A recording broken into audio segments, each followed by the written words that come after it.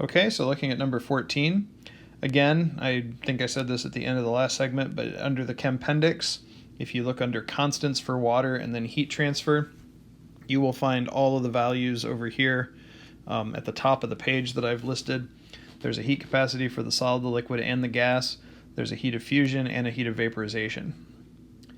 And so if I draw out the cooling curve, it says how much cooling is required to cool 100 grams of water from 130 degrees to negative 40. So on my cooling curve, I put the temperature in degrees Celsius on the y-axis.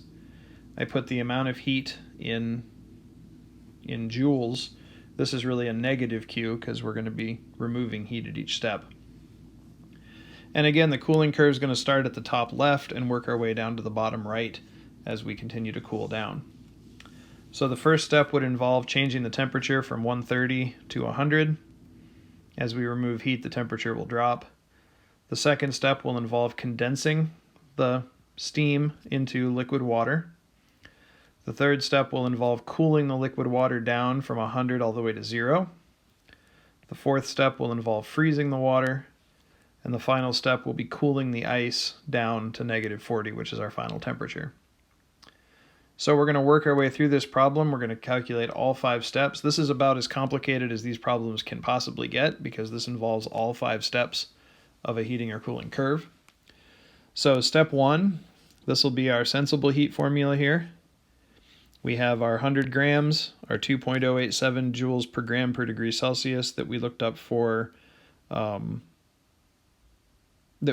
steam. And actually I have that backwards, don't I? So this is actually 2.00. It's going to affect our number ever so slightly. And this is going to be 6,000 joules instead of 6,300. Our second step will be the mass times the negative of the heat of vaporization. Again, we're removing heat here. We're doing the opposite of vaporizing. We're condensing. So this would be our 100 grams times our 2257. Gives us negative 226,000 joules. The third step, now we have to cool the water from 100 down to 0. So we would have our 100 grams, the familiar heat capacity of liquid water, 4.184, and our temperature change of negative 100. We would have to remove almost 42,000 joules of energy, negative 41,800. At this point then we would freeze the water.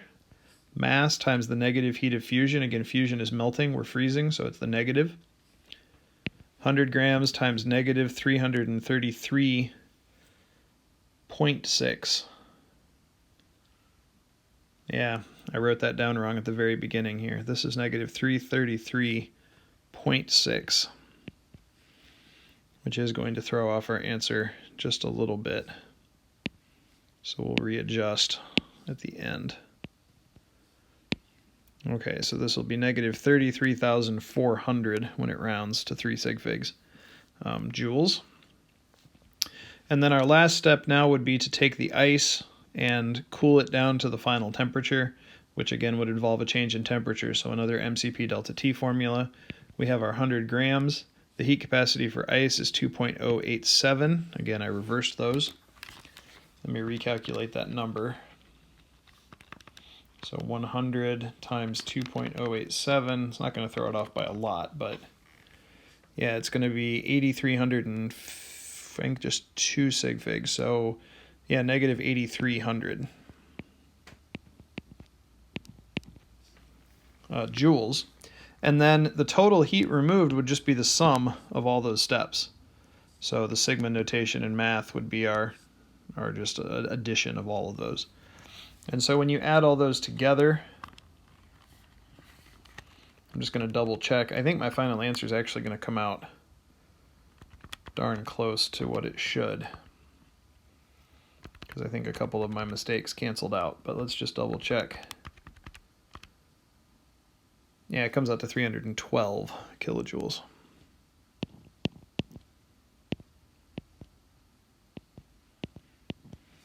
So again, when you add all of that together,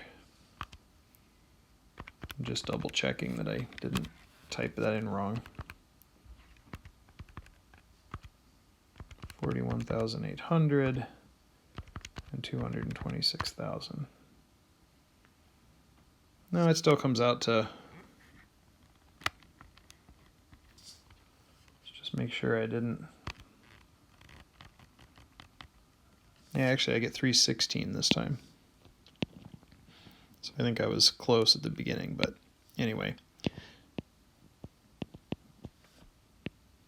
You can double check my arithmetic, but in any case, there's a grand total of negative 316 kilojoules. So that would be the amount of heat removed from this system in order to take steam all the way down to negative 40.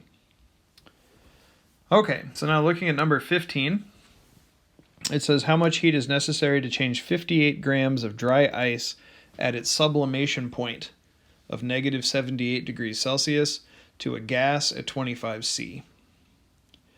So sublimation is the conversion of a material directly from solid to gas, so there is no liquid phase. Dry ice is carbon dioxide as a solid. That looks like a G, but that's an S. Dry ice is carbon dioxide as a solid, and so the sublimation here would be taking the solid to the gas state in one step. And since we're starting at negative 78, which is the sublimation point of carbon dioxide, the first step in our heating curve is a phase change. So we're going to go a horizontal line to start off. There is no increasing the temperature of the solid. We are at the sublimation point already. So we can immediately start changing phase. Once we've reached the gas phase at negative 78, then that gas would just warm up from negative 78 all the way to 25. So this is just a two-step problem. It does not involve all 5 calculations.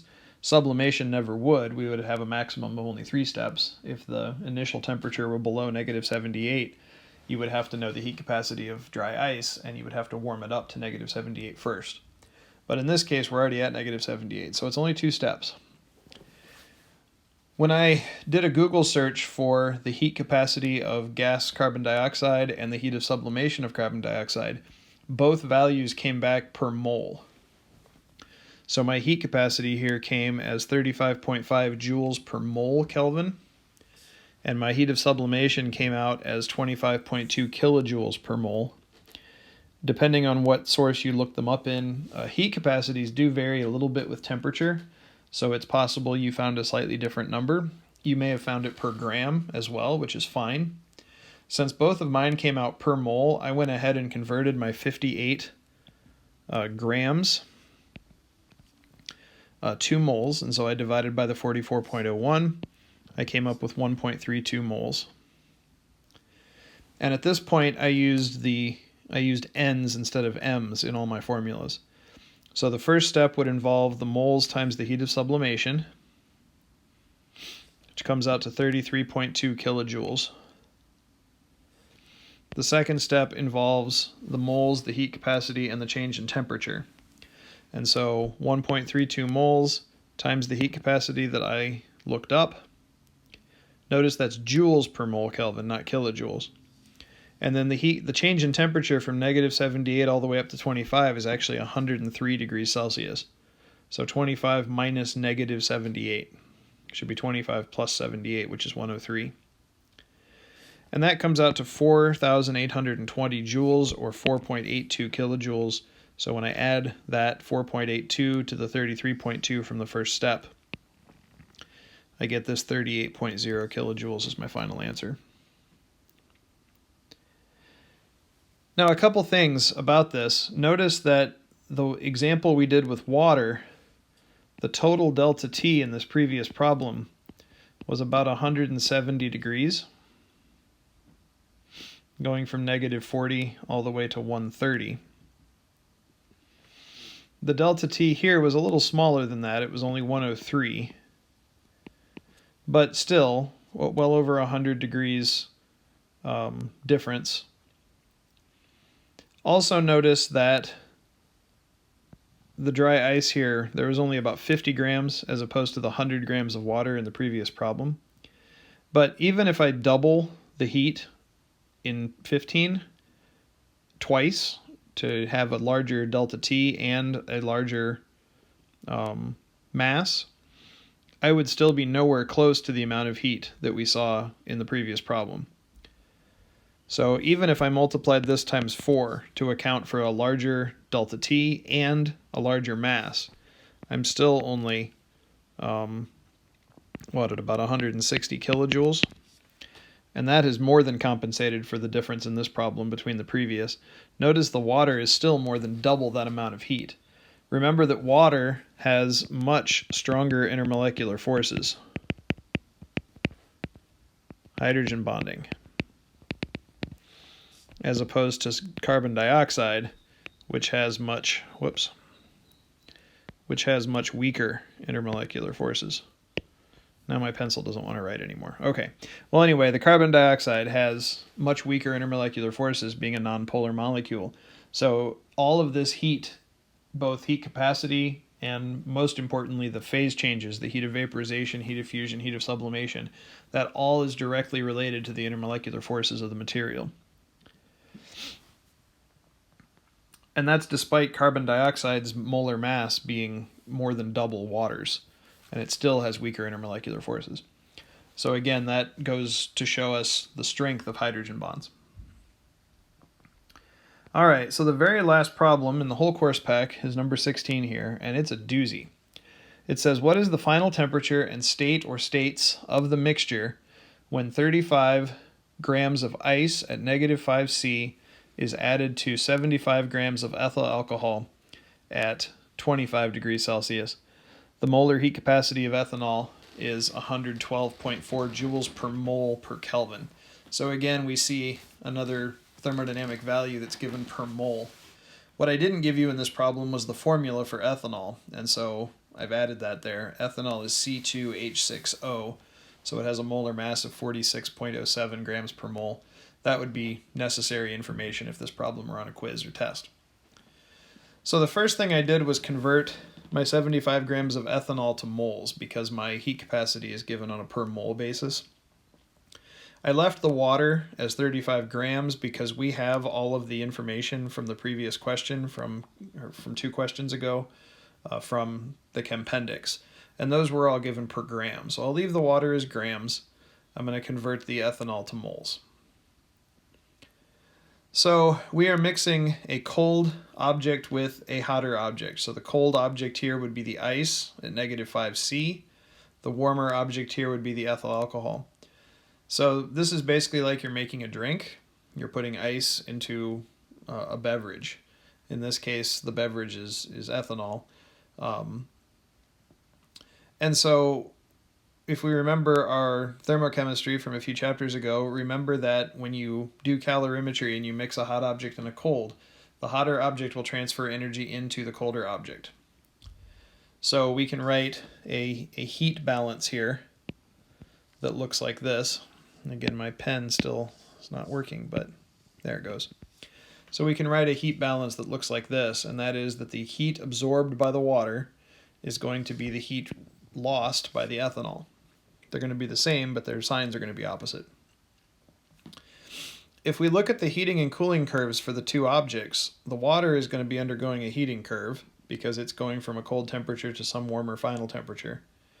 And the ethanol is going to be undergoing a cooling curve as it cools down. And the final temperature is going to be somewhere in between 25, which is where the ethanol starts, and -5, which is where the water starts. The problem is the ethanol is not going to change state in between there. Ethanol's freezing point is way below -5 degrees. So ethanol's cooling curve is just going to be a one-step cooling curve. It's going to be a straight line down, and it's going to stop wherever the final temperature is. And so we don't exactly know where that's going to be. So notice I've put my little question marks here. This dotted line is going to continue down as far as it needs to go until we've reached that final temperature. The water, on the other hand, though, is more complicated. The water is going to increase in temperature until it gets to 0, assuming it gets that far. And again, we don't know where the final temperature is. Then at 0, it's going to continue to lose heat, or continue to absorb heat as the ice melts. And then if the temperature goes above 0, then it's going to continue up until it reaches whatever final temperature it reaches. And so the problem is, I don't know where this TF is going to land. I don't know if that TF is above 0, at 0, or below 0. and that's going to dictate what this heating curve for water ends up looking like. So the only way to really do this problem is to guess. You've got three guesses. You either have to guess that the final temperature is above zero, equal to zero, or below zero. And once you start doing the math, you'll be able to figure out if you were right or wrong. So the way I did it was I assumed that the final temperature was greater than zero. I'm going to assume that all the ice melts and that the final temperature is somewhere in between. So if I do that, and I plug in values for the Q of the water and the Q of the ethanol, if the final temperature is above zero, I will have a 3-step process. This will be step 1, warming up the ice. This will be step 2, melting the ice. So on my heating curve over here, this would be step 1, this would be step 2, this would be step 3. And step 3 would be warming the water from 0 up to whatever the final temperature is. The ethanol, we would use our 1.63 moles, our heat capacity, and the final temperature minus 25. Again, don't forget to put this negative sign in because Q of the water is negative Q of the ethanol. And I didn't have enough room to write out all the algebra here, so I did the algebra on a scrap sheet of paper. But when I did this, I got that the final temperature comes out to negative 22.8 degrees Celsius, which of course makes no sense. Because we know that the final temperature, our assumption was that TF was greater than 0. And that's not what the algebra told me here. So I was wrong. So we can scrap this whole calculation, and unfortunately it was a gigantic waste of time. So now I'm going to readjust here. So I'm going to go back into my heating curve, and we're going to take out step 3 completely. And I'm going to switch to blue and make this the way it was at the beginning here. So we've got 0 here. And what I'm going to do now is I'm just going to assume that the final temperature equals 0. And that makes the water heating curve now only a 2-step process. It also changes what it is I'm solving for now, because now I'm guessing that the final temperature equals 0. So what I'm going to do is I'm going to make water just a 2-step heating curve. So I'll go back to green to annotate here. This first part is step 1. This is still just warming the ice up from -5 to 0. Step 2 is melting some, but not all, of the ice. So here I'm not solving for the final temperature. I'm actually guessing that it's 0. I'm figuring out how much of the ice melts. I want to know where on this horizontal line over here am I going to stop. Do I stop right here at the beginning when none of it has melted? Do I stop right here at the end when it's all melted, or do I stop somewhere in between?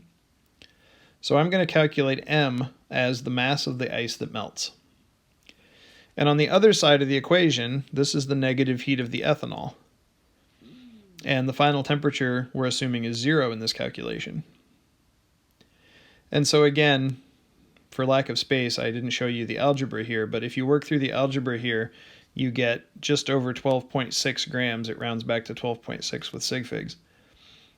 And that is certainly between 0 and 35. If we'd have gotten a number greater than 35 grams, we would have known that we've made a mistake somewhere, because we only have 35 grams of ice to melt. And so what we now know is that the final temperature is 0 degrees Celsius, 12.6 grams of ice has melted, and then the other 35 minus 12.6, whatever that is, 35 minus 12.6, the other 22.4 grams of ice is still ice. And so again, it wants to know what the temperature and final state or states of the mixture. So we have liquid ethanol at 0 degrees mixed with 12.5 or 12.6 grams of water at 0 degrees, because that ice is melted. And then there's still another 22.4 grams of ice floating in the resulting mixture. So remember, back in our thermo chapter, final temperature problems are hard, right? Finding the final temperature is the most complicated form of calorimetry. When you're dealing with phase changes, it makes it even more complicated. Now you not only have messy equations and messy algebra to solve, but you've also got to make assumptions about exactly what your equation looks like depending on how many steps are in the heating curve.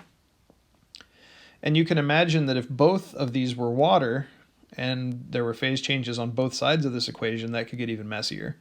But typically this is about as complicated as you would see something like this. There is a problem somewhat similar to this in the homework, although it's not quite this complicated. It's actually a little simpler than this one. But so anyway, that is 4.3, and this concludes not only the chapter and not only the unit, but the entire course. So from here, you've got homework and a quiz, and we'll move on from there.